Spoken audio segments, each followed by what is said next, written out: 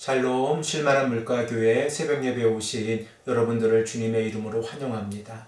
오늘 이 시간에는 신명기 32장 10절에서 14절의 말씀을 근거해서 우리를 품으시고 먹이시는 하나님이라는 제목을 가지고 함께 하나님의 말씀을 생각해 보겠습니다.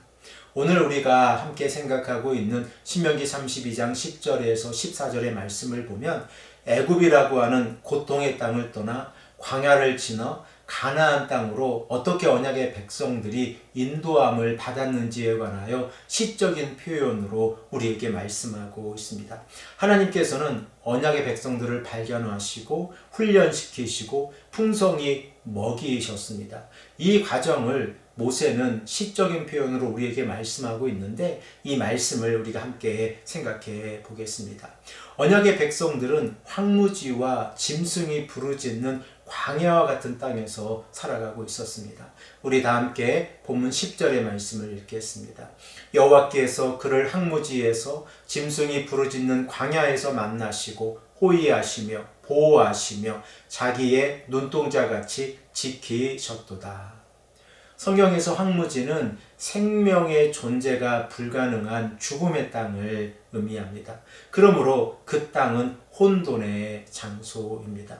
또한 언약의 백성들이 짐승이 부르짖는 광야에서도 하나님의 보호하심을 얻었다고 하는 것은 하나님께서 어떻게 언약의 백성들을 출애굽시키시고 광야의 40년을 지켜주셨는지를 우리에게 보여주는 말씀입니다. 그러면 하나님께서는 언약의 백성들을 어떻게 보호하셨습니까? 마치 자기의 눈동자같이 언약의 백성들을 지키셨다라고 우리에게 말씀하고 있습니다. 이러한 모습은 우리의 몸 가운데에서 가장 민감하고 소중한 부위인 눈을 통하여 하나님께서 어떻게 우리를 보호하시고 지켜주셨는지에 관한 말씀입니다. 사랑하는 성도 여러분, 우리가 가장 척박한 땅에서 살아가고 있다고 할지라도 하나님께서는 우리와 함께 하십니다. 그러므로 우리는 날마다 하나님 한 분만을 바라보아야 합니다. 우리의 시선에서는 광야로 보이지만 그 광야가 하나님께서 우리와 함께 하심으로 인하여 하나님의 놀라운 은혜를 경험하는 장소라는 것을 우리가 깨닫게 되었습니다. 하나님께서는 언약의 백성들을 훈련시키십니다. 본문 11절에서 12절의 말씀을 보면 마치 독수리가 새끼 독수리에게 날개짓을 가르치는 모습과 같이 언약의 하나님께서 언약의 백성들을 가르치시고 훈련시키신다라고 말씀하고 있습니다. 우리 다 함께 이 말씀을 읽겠습니다.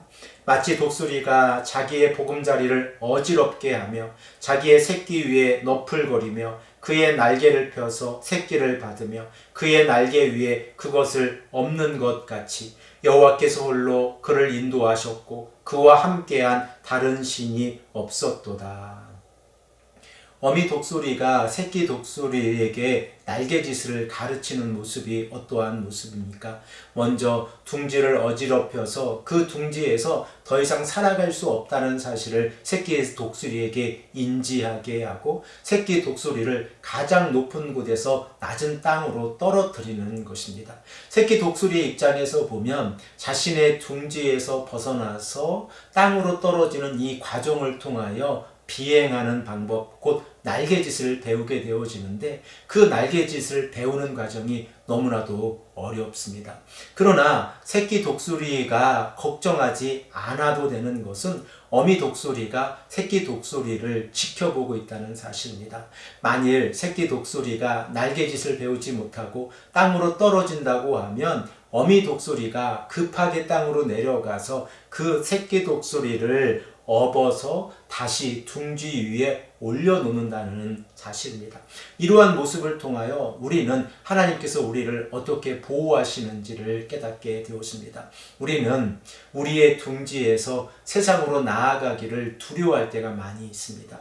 왜냐하면 그 둥지가 우리에게 안락함을 주고 평안함을 주기 때문에 그렇습니다.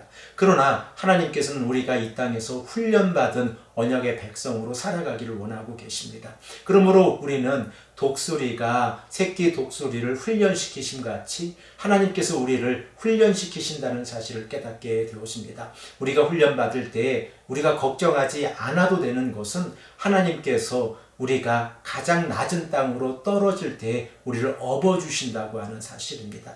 이 믿음이 있기에 우리는 믿음의 길을 걸어갑니다. 이 믿음이 있기에 오늘도 우리는 하나님의 말씀을 의지하고 기도하며 나아갑니다. 광야의 훈련을 마친 언약의 백성들에게 하나님께서는 젖과 꿀이 흐르는 가나안 땅에서 가장 좋은 것으로 언약의 백성들에게 베풀어 주십니다. 우리 다 함께 13절, 14절의 말씀을 읽겠습니다. 여호와께서 그가 땅의 높은 곳을 타고 다니게 하시며 밭의 수산을 먹게 하시며 반석에서 꿀을 굳은 반석에서 기름을 빨게 하시며 소의 엉긴 젖과 양의 젖과 어린 양의 기름과 바산에서 난 순양과 염소와 지극히 아름다운 밀을 먹이시며 또 포도즙의 붉은 술을 마시게 하셨도다. 언약의 백성들이 광야에서 어렵고 힘든 과정을 살아갔다고 하면 가나안 땅은 그들에게 축복의 땅입니다. 반석에서 꿀을, 굳은 반석에서 기름을 얻게 하신다고 하는 이 말씀은 하나님의 은혜가 언약의 백성들에게 어떻게 임하는지 우리에게 말씀하고 있습니다. 비록 메마른 환경조차도 하나님께서는 바꾸시고 그 땅에 꿀을 내게 하시고 기름을 내게 하신다는 사실입니다. 더 나아가서 하나님께서는 엉킨 젖과 우유, 살찐 어린 양과 바산의 순양, 그리고 최상품의 밀과 포도주를 언약의 백성들에게 허락해 주십니다. 이러한 풍요로움은 가나안의 바알과 같은 가짜 신이 언약의 백성들에게 줄 수 없는 것입니다. 오직 유일하신 창조주 하나님만이 언약의 백성들에게 주실 수 있다는 은혜라는 것을 우리가 말씀을 통하여 깨닫게 되었습니다.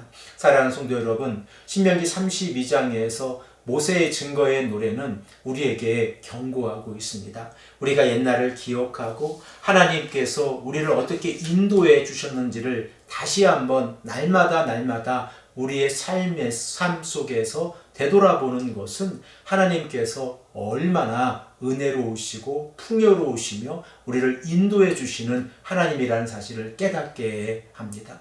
오늘도 이 말씀이 우리에게 생명이 되기를 소망합니다. 비록 우리가 어렵고 힘든 삶을 살아간다고 할지라도 이민자의 삶으로서 이 땅에서 어려운 경험을 하고 있다고 할지라도 그 어려움의 끝은 하나님께서 책임져 주십니다. 이 사실을 믿음으로 고백하며 오늘도 기도의 자리로 나아가시는 귀하고 복된 성도님들이 되시기를 간절히 축복합니다. 함께 기도드리겠습니다. 아버지 하나님 감사합니다. 오늘도 우리에게 말씀해 주셔서 하나님의 은혜가 얼마나 놀랍고 큰지를 깨닫게 하시니 감사합니다. 아버지 하나님, 비록 독수리가 새끼 독수리를 둥지 밖으로 밀어낼 때에 그 생명을 지켜줌과 같이 하나님께서 우리의 생명을 지켜주심을 우리가 믿음으로 고백합니다. 하나님, 우리를 오늘도 지켜주시고 인도하여 주시옵소서. 감사드리며 사랑이 많으신 예수 그리스도의 이름으로 간절히 기도드립니다. 아멘.